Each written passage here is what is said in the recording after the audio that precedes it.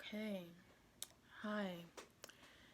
If you don't know who I am, my name is Amira, and I make YouTube videos talking about whatever I want to talk about. And today I'm going to be talking about everything that's been going on for the past month, the entire duration of my life, everything that's happened before I was even born, dating back 400, 500 years. We're going to be talking about it. And I titled this video, I got a lot to be mad about, because I do. I really, really do. So, a little bit about me. I'm 18 years old. I'm a Black and Asian cisgendered woman. I live in Portland, Oregon. My life has been informed by the racist history of the country that I live in. I didn't have any say in the country that I was born into, and I recognize that there are a lot of privileges that come with being a citizen of the United States. But at the same time, it's really, really hard to be Black and a woman in this country, and oh my god. I did not want to cry this early, but today I'm just gonna be talking about all the stuff that I'm mad about, because there's a lot. And as a person who has dedicated my life to social justice and advocating for the things that I care about, I do have a lot to be mad about. And I've been listening to Solange's album A Seat at the Table a lot, and when I was listening to her song Mad, I was like, this is exactly how I feel.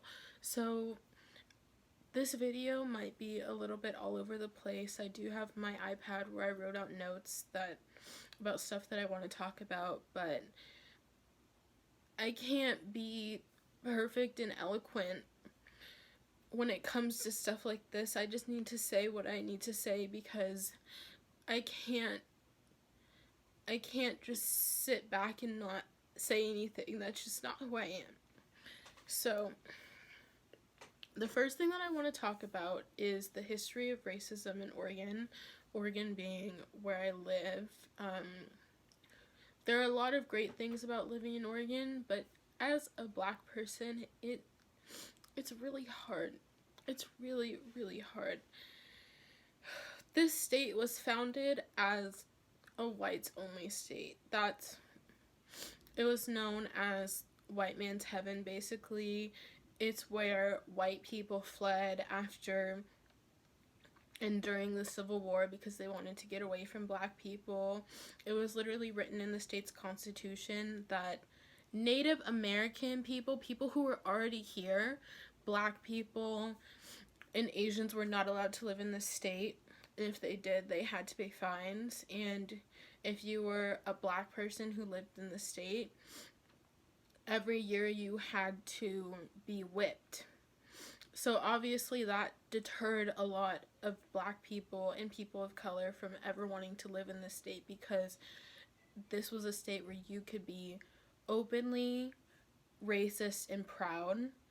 It's not something that a lot of people talk about, because Oregon and Portland was kind of known as like this liberal, progressive place, but it's really not. It's just a different type of racism. Another thing about Oregon is that we used to have the largest amount of KKK members. There's actually a few photos of people who were in the KKK who were also members of government, like mayors of cities, governors.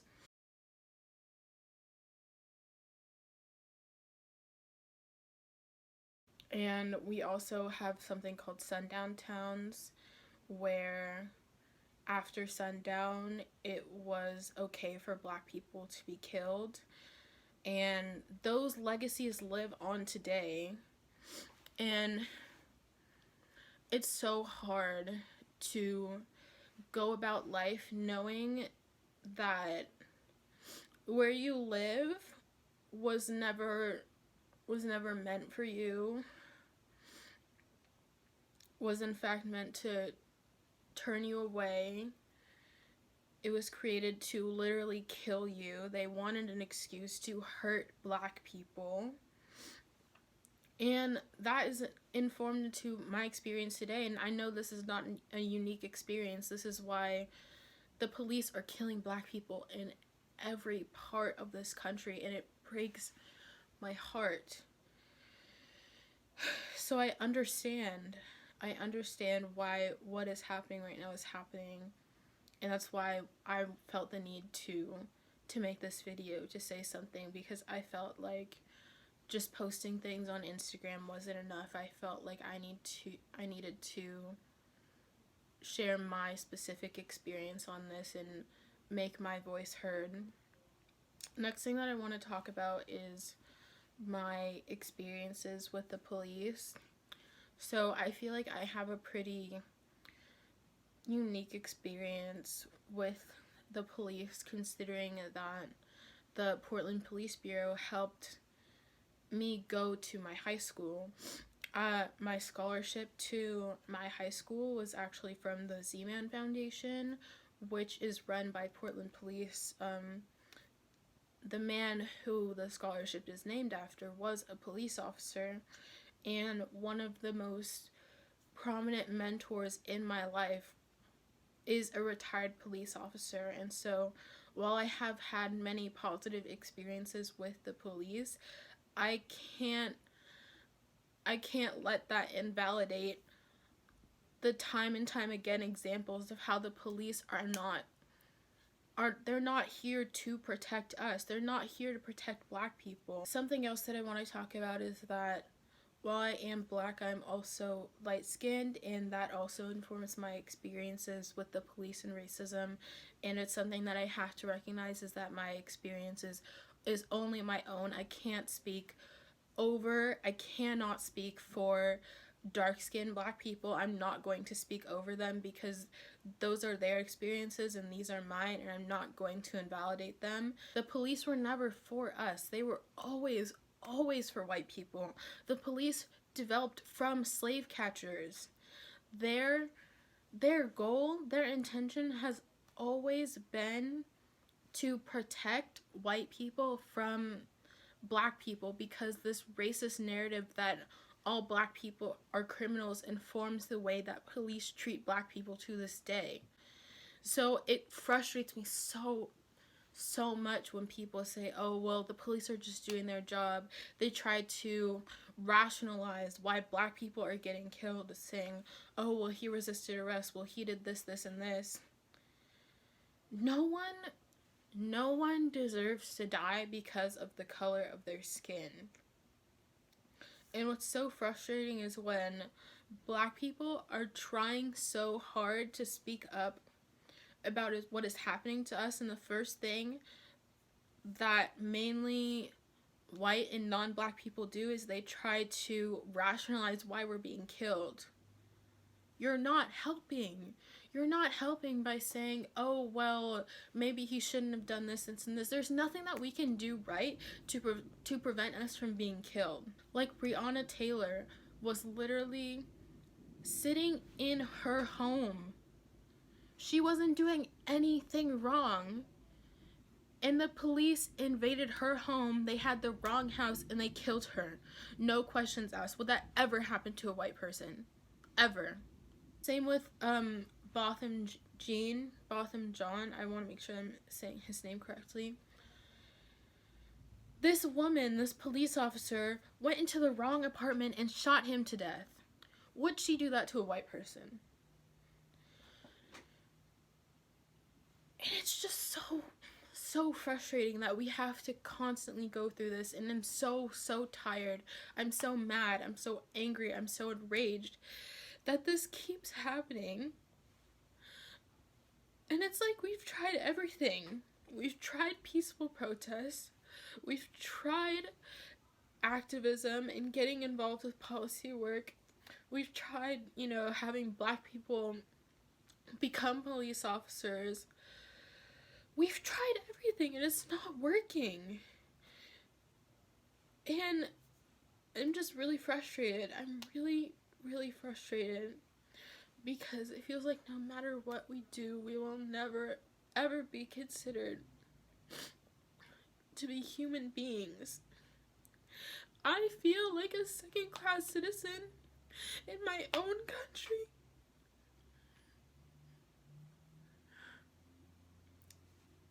And nobody should have to feel this way. Nobody should have to feel this way.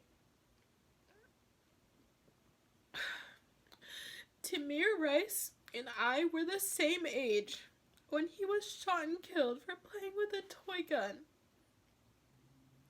I have never felt safe in this country. And people try to silence my pain and the pain of Black people because it makes them uncomfortable. At my school, when we tried to speak about police brutality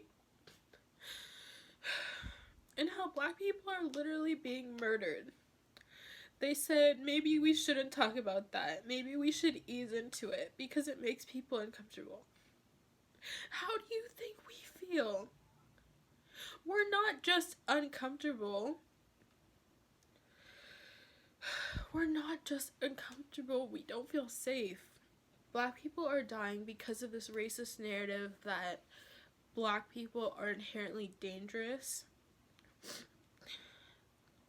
that they're inherently criminals, that all Black people are thugs. Donald Trump literally said that. He called the protesters thugs and said that the National Guard was going to shoot them for rioting. And this comes from what I like to call the subtle racism. It's not just the KKK members who call us monkeys and say that we need to be lynched. It's not those people that we need to look out for because they're already exposing themselves. It's the people like Amy Cooper who claim to be liberal and supporting Black people, but when the time comes, they like to weaponize their whiteness. They like to make Black people feel less than. So I'm gonna share a few examples of the racism that I've experienced and that my family has experienced. When I was in middle school, when the Black Lives Matter movement first started gaining traction, one of my teachers said that the Black Lives Matter movement is invalid because more white people are killed by the police than Black people. Which, first of all, it's like white people aren't being killed by the police because they're white. Police don't automatically assume the guilt of white people based off of the color of their skin.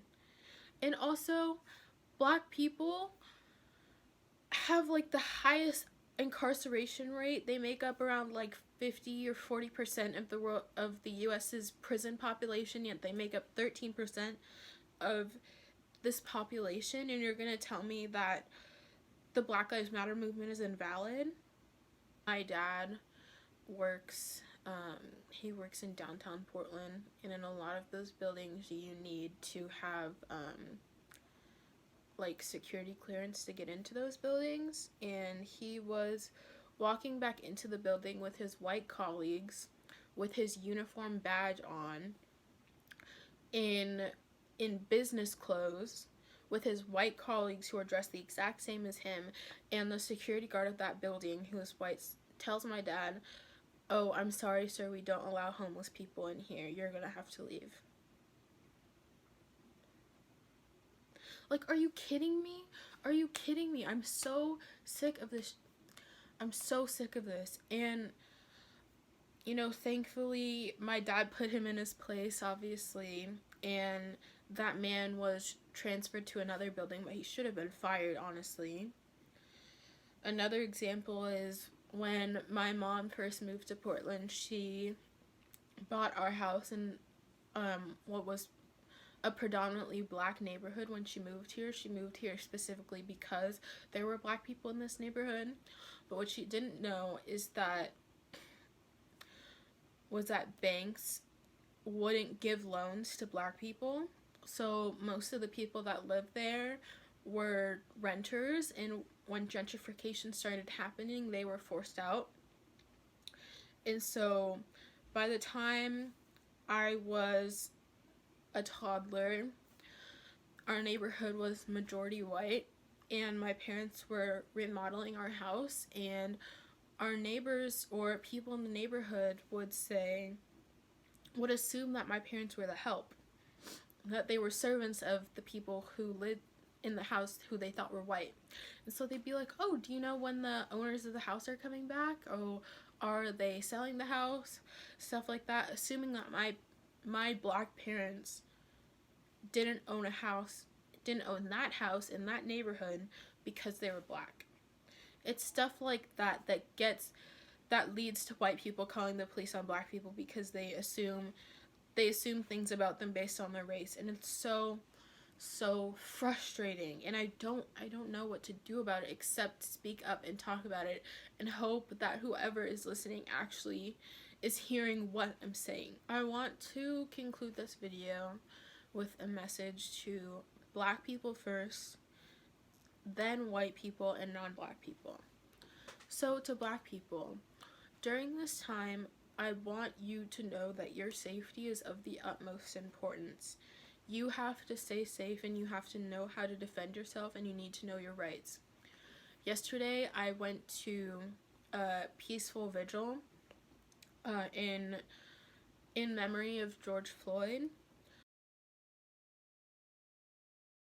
But what I didn't know is that there was a riot planned afterwards. I thought that it was going to be a vigil, so I left before the march happened. And while I don't feel safe participating in riots because I am a young black woman, I understand why people are rioting.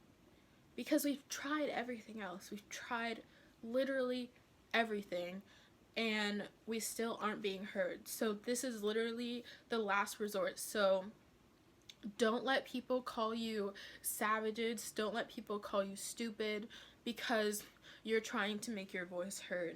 Well, I personally don't feel comfortable rioting. First of all, because the COVID-19 pandemic is happening, and I really don't want to get COVID. But the second is, when you're rioting, who do you think the police are going to go for first? Who do you think they're going to go for first? They're not going to go for the white people who are setting things on fire and breaking windows. They're going to go for the black people first. So if white people are going to put their safety at risk, I'm not going to be the one to stop them, but I'm also not going to put my life at risk. The next thing is, don't be concerned about doing the right thing. And what I mean when I say this is, when white people are calling the police on you, when the police are putting you in a chokehold or they have their knee on your neck, do what you need to do to survive. If you can get out of that situation, do it. Don't be concerned about breaking laws or doing the right thing, because the cops aren't concerned about doing the right thing. Do you think the man who had his knee on George Floyd's neck for 7 minutes was concerned about doing the right thing? They don't care about our lives. They don't. So don't put your safety at risk. Don't prioritize your safety, because they're not going to do the same thing for you. You don't want to become the next hashtag. I don't want to become the next hashtag. And when things like this happen, I have to wonder, who's next? Am I next? Is my brother next? Because this keeps happening. This has been happening my entire life. Now I'm going to be talking to the white people and the non-black people who are listening. Yes, that means Latinx people, Asian people, anybody who is listening to this right now. Speak up and participate. This goes beyond participating in the little Black Lives Matter hashtag chain. You actually have to Use your voice. Use your unique voice and speak up. It's not just reposting things. You need to say something. You need to participate in the protest. You need to show up for the people who are struggling for their right to exist in this country. An example of this is how in high school I led a workshop about the racist history of Oregon, and the majority of the people who came to that workshop were white, yet the only people who were actually engaging in conversation and speaking up during the workshop were people of color. What does that say? Showing up isn't enough. You have to use your voice. You have to speak up. It's not just about you, it's about everybody else too, and you have to use your voice. The next thing is educate yourself. Whichever way you learn best, you need to seek out information and learn more.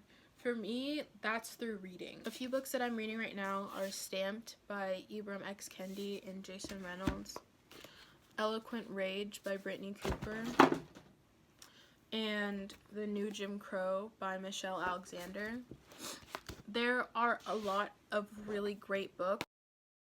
Okay, well, my video cut out because there was a curfew announcement, but as I was saying, there are a lot of great books and resources about anti-racism and how you can be an anti-racist. Anybody can be an anti-racist, and now more than ever, you need to be an anti-racist. The next thing is be willing to be uncomfortable.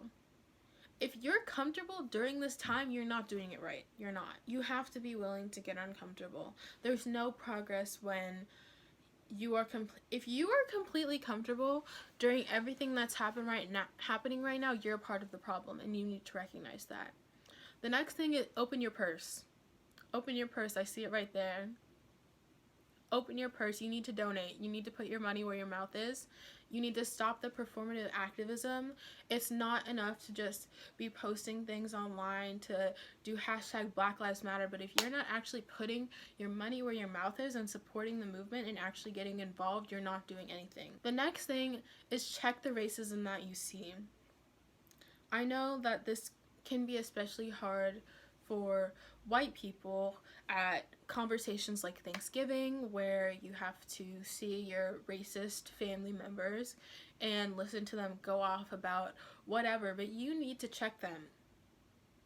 It's not enough to just be shaking your head while they're talking and going, oh, this crazy uncle of mine. You need to actually check what they're saying, because if you let that slide, they're going to be bringing that outside of that Thanksgiving table, and who knows, they could be the next person to call the police on a black person and get them killed. So you need to say something. This is one that has happened a lot to me. But stop sending racist stuff that you see to your black friends. Do it yourself. This was a huge problem for me in high school, is whenever something racist would happen, my friends would be like, oh my gosh, did you see this? Did you see this? And they send it to you, and they go, what are you going to do about it?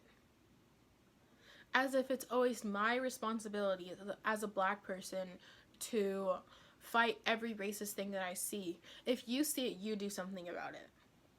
Don't let all of this stuff fall on the backs of your black and brown friends because you're too scared to speak up. You need to sacrifice your comfort to be a part of the change. Speak up, but don't speak over. When it comes to speaking up, you need to speak up with your own personal experiences, but don't ever speak over the voices of black people, especially during the Black Lives Matter movement. The very last thing that I want to talk about is that anti-blackness is a global issue. This isn't just America. Yes, it is a huge problem here, but what gets on my nerves is when people from the UK or Canada or wherever try to be like, oh, like it's so bad in the US, like thank God we don't have that here. Anti-blackness is everywhere, in every part of the world, in Asia, in Europe, even in Africa, everywhere. Anti-blackness is everywhere. This is not just America. Yes, this is a huge, huge problem here, but we're not the only country founded on the genocide of indigenous people and the enslavement of black people. Don't think that it's just a problem here. Don't think that this doesn't affect you, because it does. You need to use your voice and your privilege to speak up, or else you are a part of the problem.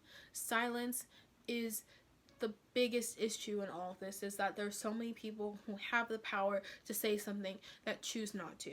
I'm really mad. I'm mad. I'm mad. And I hope that you're hearing me.